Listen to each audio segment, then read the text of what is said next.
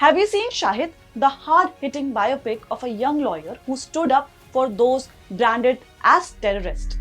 मुझे नाइंसाफी दिखाकर खुदा ने इंसाफ सिखाया। दर्द, बेइज्जती, जुर्म का सामना करके मुझे लड़ना सिखाया। उन लोगों की मदद करना सिखाया जो खुद की मदद करने के काबिल नहीं है। But what if I told you this isn't just a film? It's a real story of Shahid Azmi, a man who went from being a wrongly imprisoned teenager to becoming one of the India's most fearless criminal defense lawyers. And he didn't just fight cases, he fought the system. Shahid was just 14 when he witnessed the horrific 1992 Bombay riots. At 18, he was arrested under the TADA, that is Terrorist and Disruptive Activities Prevention Act, a law infamous for reversing the presumption of innocence. After spending nearly 7 years in Tihar, he was acquitted due to lack of evidence. But what happened in jail changed him. He studied, he reflected, he pursued a law degree from Mumbai's KC Law College. And once out, he began representing those he once shared a cell with. Shahid Azmi's work centered around terrorism-related trials.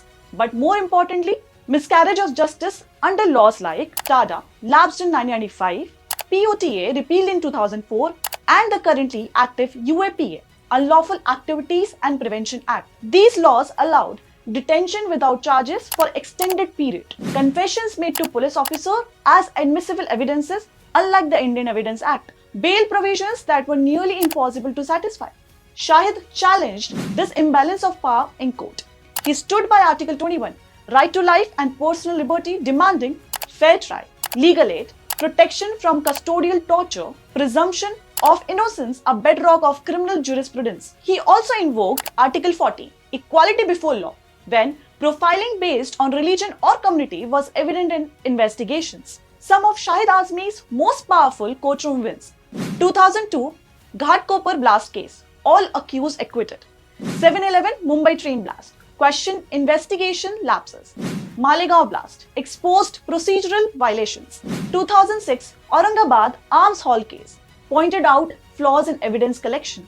He often used Section 277 CRPC discharge application and Section 439 CRPC bail provisions in non-bailable offences to get accused discharged or released on bail when there was insufficient evidence. On February 11, 2010, Shahid Azmi was shot dead in his office in Kurla, Mumbai, at just 32 years old. Why? Because he dared to represent accused persons in sensitive terrorism cases. His death wasn't just a murder, it was an attack on the rule of law itself. For CLAT aspirants, here are few legal concepts that you can learn from this case. Article 21, right to fair trial, legal aid and speedy justice. Presumption of innocence until proven guilty beyond reasonable doubt. Section 2430, Indian Evidence Act, confession admissibility rules. Section 277 CRPC, discharge due to insufficient grounds. UAPA provisions, challenges to bail, preventive detention. Ethics in legal practice, defending unpopular clients, professional risk. If you are preparing for CLAT or even dreaming of a future in law, Shahid's story in your syllabus and soul. It shows that law is not just about cracking a paper, it's about protecting the powerless. It's about standing up for the constitution even when the world is against you. Bollywood gave us a courtroom drama, but real life gave us Shahid Azmi, the lawyer who stood up when everyone else sat down. So CLAT aspirants, your next mock can wait. Tonight, read Shahid's PIL, not just your notes. Understand what it takes to be a real lawyer in the face of real danger. Justice is not about winning, it's about doing the right thing, even when it costs you everything. If you really like the video, drop a comment with the next case you want us to cover. And don't forget to share this with your future lawyer gang. Keep reading, keep reasoning, and keep rising.